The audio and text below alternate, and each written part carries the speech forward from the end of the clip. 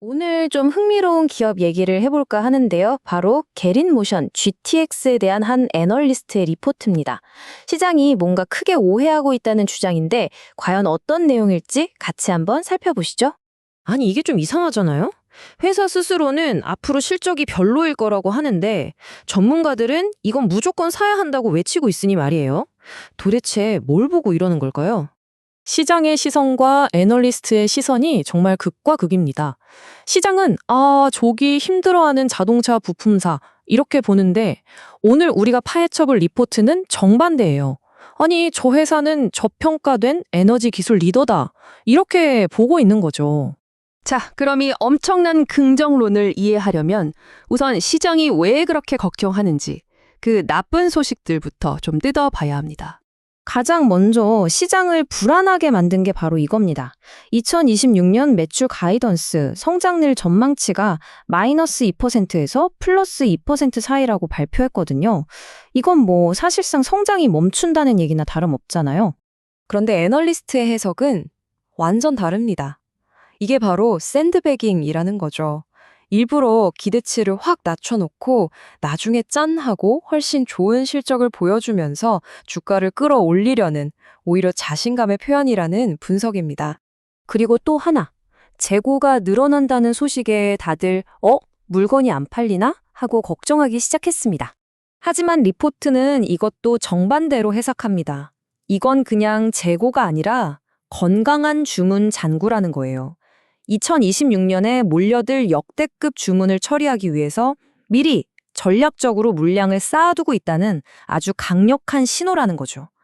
그러니까 이건 문제가 아니라 곧 터질 매출을 대비하는 준비운동 같은 겁니다. 마지막으로 수익성 문제인데요.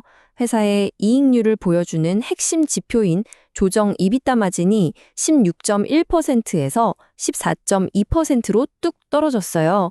숫자만 보면 이 회사 돈 못 버네. 이렇게 생각하기 딱 좋죠. 근데 이 도넛 차트를 보면 진짜 재미있는 사실이 드러납니다. 마진이 떨어진 이유가 회사가 장사를 못해서가 아니에요. 보세요. 이 하락분의 60%는 R&D, 그러니까 미래를 위한 연구개발 투자고요. 나머지 40%는 새로운 하이브리드 부품을 만드는 데 들어가는 초기 비용, 일종의 수업료 같은 겁니다. 이건 비용 낭비가 아니라 미래의 더 큰 성장을 위한 계획된 투자라는 거죠. 자, 이렇게 시장의 오해를 하나씩 풀어봤으니 이제 이 회사의 본업, 핵심 사업이 왜 이렇게까지 강력한지 한번 들여다보겠습니다. 요즘 순수 전기차 잘 나가다가 살짝 주춤하잖아요? 이걸 EV 캐즘, 그러니까 대중화로 가기 전에 깊은 계곡이라고 부르는데 이게 오히려 GTX한테는 엄청난 기회가 됐습니다. 왜냐, 하이브리드 시장이 폭발하고 있거든요. 그리고 GTX는 이 시장의 거의 지배자 수준입니다. 리포트에서 가장 중요한 문장 중 하나가 바로 이겁니다.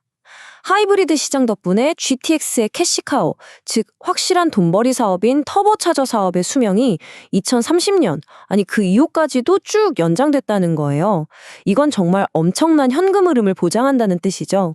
그런데 진짜 놀라운 건 이제부터입니다.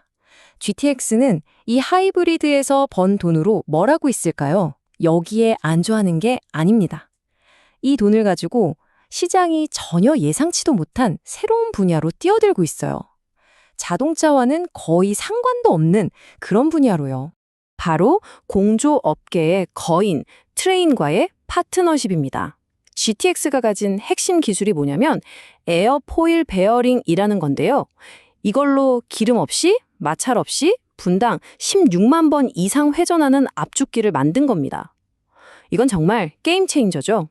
이걸 어디다 쓰냐? 바로 AI 데이터 센터 같은 산업용 냉각 시장을 노리는 겁니다. 이 기술의 가치가 이 숫자 하나로 설명됩니다. 10%.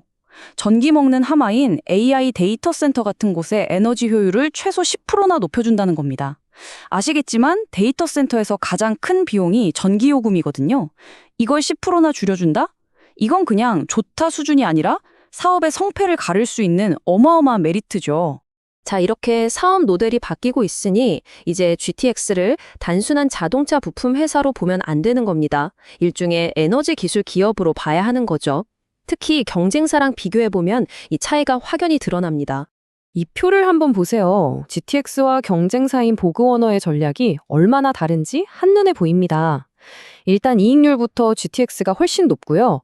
GTX는 돈이 되는 하이브리드에 집중해서 리스크를 피한 반면에 보그워너는 순수 전기차에 너무 많이 투자했다가 큰 코 다쳤죠. 보그워너가 순수 전기차에 올인했다가 입은 손실이 무려 6억 2,400만 달러입니다. 우리 돈으로 거의 8천억 원이 넘는 돈을 그냥 날린 셈이죠. GTX는 이런 전략적 실수를 완벽하게 피해갔고요. 반대로 GTX는 뭘 하고 있냐?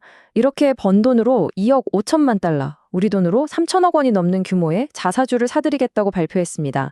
주주들한테 이익을 돌려주겠다는 거죠. 한쪽은 손실 처리하는데 다른 한쪽은 주주 환원을 하고 있는 겁니다. 정말 대조적이죠. 자, 그럼 이제 제일 중요한 질문이 남았습니다.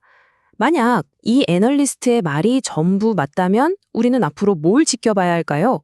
이 시나리오가 진짜 현실이 되고 있는지 어떻게 확인할 수 있을까요? 리포트는 아주 친절하게도 우리가 지켜봐야 할 3가지 포인트를 딱 짚어줍니다. 첫째, 마진이 다시 회복되는지. 둘째, 그 건강한 재고가 진짜 매출로 잘 이어지는지. 그리고 마지막으로 트레인 같은 대형 산업 파트너를 또 구해오는지. 이건 그냥 분석에서 끝나는 게 아니라 앞으로 우리가 이 스토리가 맞는지 직접 검증해 볼 수 있는 체크리스트를 준 셈이죠. 과연 시장의 오해를 딛고 GTX는 새로운 평가를 받을 수 있을까요?